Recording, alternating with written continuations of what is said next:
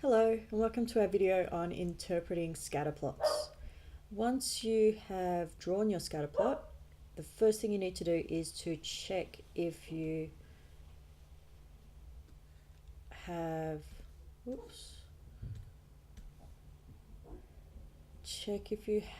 a clear pattern with your scatterplot. What we're looking for is the dots all going in a particular area. Most of the time they'll go in a straight line, but they might go in a curved line as well. So the two examples I've got here, this one here has lots of mini dots all over the place and there is no clear pattern. So I've written here no clear pattern. It looks pretty random, a random spread of dots, and this is actually a scatterplot of random numbers that I've generated. If we've got a random scatterplot, we can conclude there's no association between the two variables.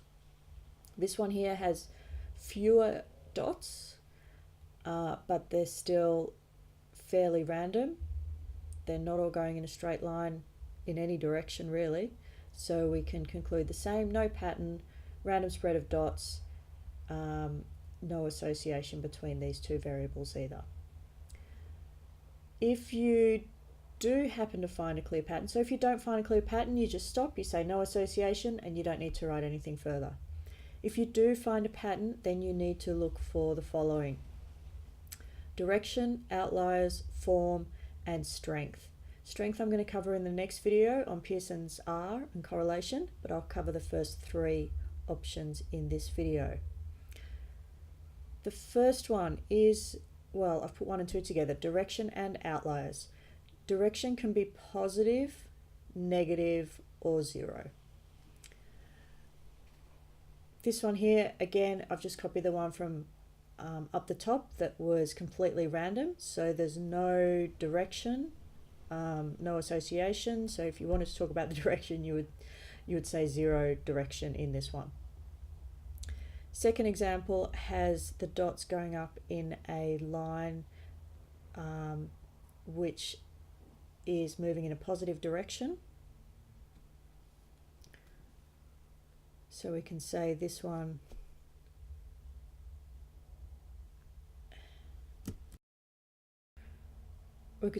definitely has a clear pattern.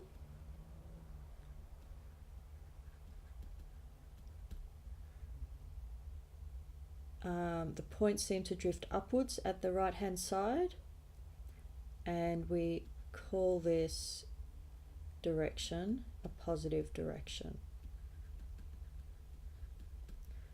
This is because if we put a straight line through here, it would be a positive gradient straight line.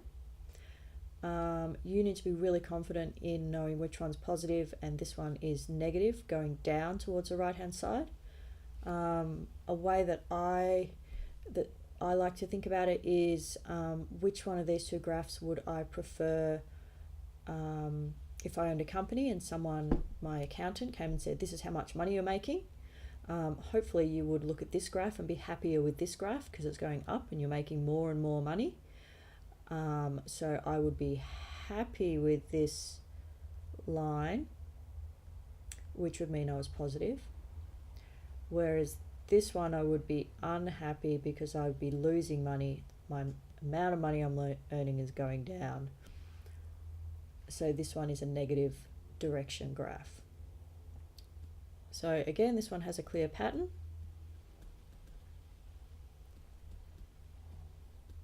When you're talking about the direction, we call it negative.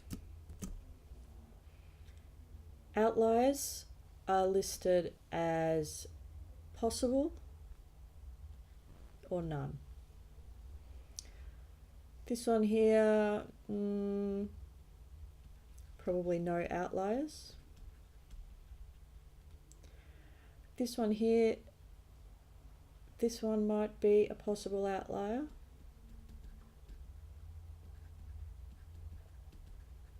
We can only call it possible because we haven't worked out the IQR in the fence either side to see if it definitely is an outlier or not. And this one here, there are no outliers.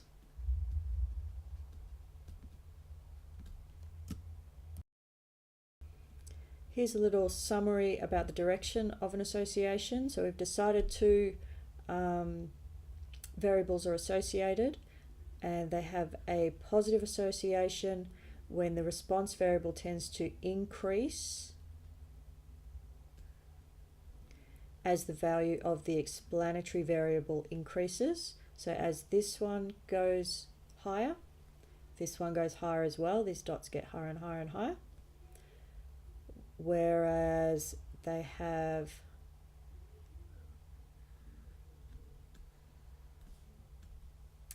a negative association when the value of the response variable decreases.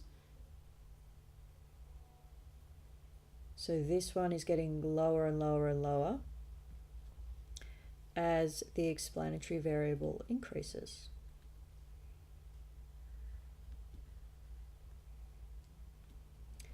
Two variables have no association when there is no consistent change in the value of the response variable when the values of the explanatory variable increases. So as this gets higher, we can't say that this also gets higher or that it gets lower. It's pretty random. And there's some color highlighting for you on the first one as well.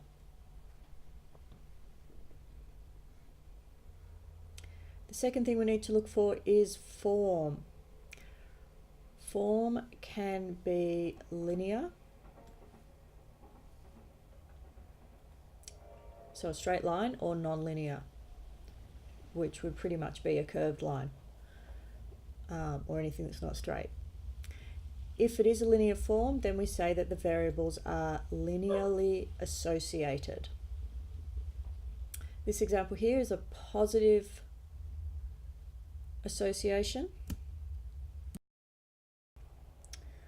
or we can say there is a clear pattern, the direction is positive,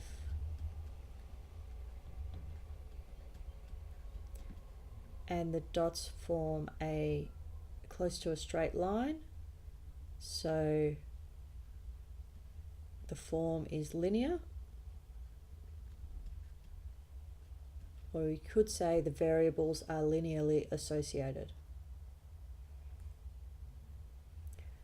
Outliers, there are no clear outliers there either. Maybe this one, probably not, it's not clear. Second example also has a clear pattern. This one is a negative direction.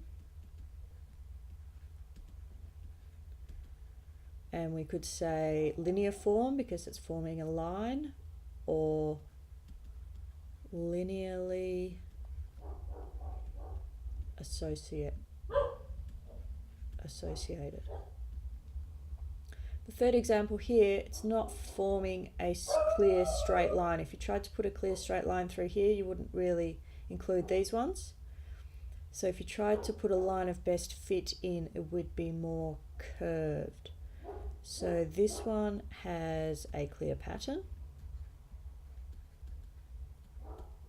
You can't really talk about the direction, but we can say non-linear form. In summary, when you are describing scatterplots, very first thing you need to do is decide if it has a clear pattern or not. If you have decided that there is a clear pattern, then you need to mention the direction as positive or negative, the outliers, possible outliers or none, and the form linear or non-linear. Thanks for watching the video.